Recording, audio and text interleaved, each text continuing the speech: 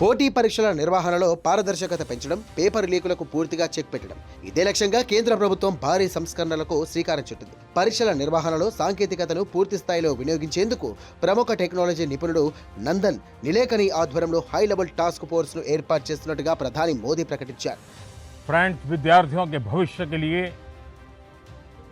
भारत सरकार लगातार अनेकविध कदम उठा रही है. जिन लोगों ने विद्यार्थियों के भविष्य के साथ खिलवाड़ किया वे जेलों में सड़ रहे हैं. हमने फास्ट ट्रैक कोर्ट बना चुके हैं. हम कल पार्लियामेंट के अंदर भी कठोर कानूनों के प्रावधान के साथ नया कानून बनाने की दिशा में भी आगे बढ़ रहे हैं. लेकिन हमें भविष्य के लिए सोचना है.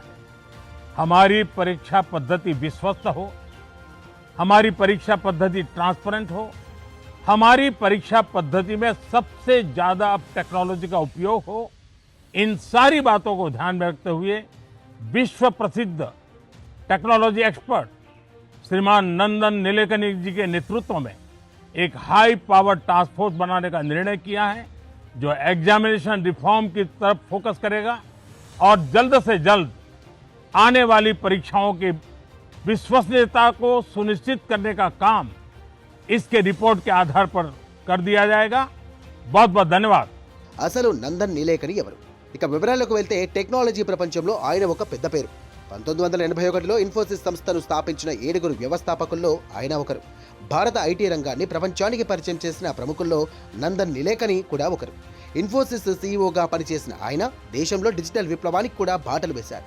ఇక 2009లో కేంద్ర ప్రభుత్వం unique identification authority of India అంటే UIDAI తొలి చైర్మన్గా నందన్ నిలేకనిని నియమించింది.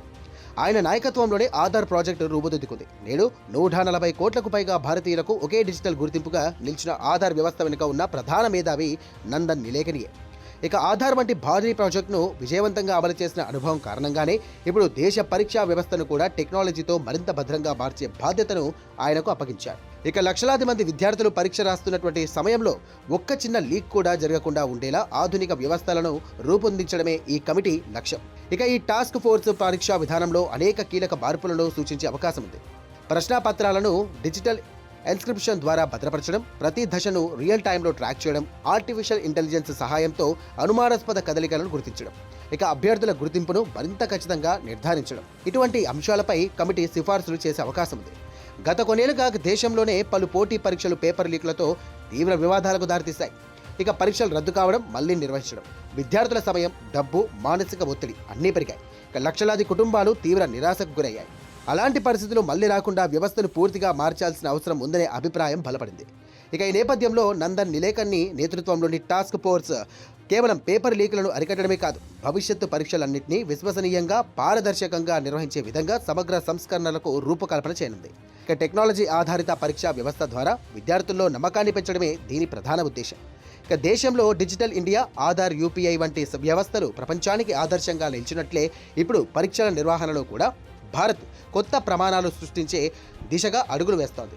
నందన్ నిలేకని నేతృత్వంలోని ఈ కమిటీ సిఫార్సులు అమల్లోకి వస్తే గనక పేపర్ లీకులు గతానికి చెందినటువంటి విషయంగా మారే అవకాశం ఉందంటూ నిపుణులు భావిస్తున్నారు. విద్యార్థుల భవిష్యత్తును నిర్ణయించే పరీక్షలపై విశ్వాసాన్ని తిరిగి తీసుకురావడమే ఇప్పుడు కేంద్ర ప్రభుత్వ లక్ష్యం. ఆధార్తో దేశానికి డిజిటల్ గుర్తింపునిచ్చినటువంటి నందన్ నిలేకని ఇప్పుడు భారత పరీక్షా వ్యవస్థకు కూడా కొత్త గుర్తింపునిస్తారా? పేపర్ లీకులకు నిజంగానే శాశ్వత పరిష్కారం దొరుకుతుందా అన్న ప్రశ్నలకు సమాధానం ఈ టాస్క్ ఫోర్స్ పనితీరులోనే దాగి ఉంది.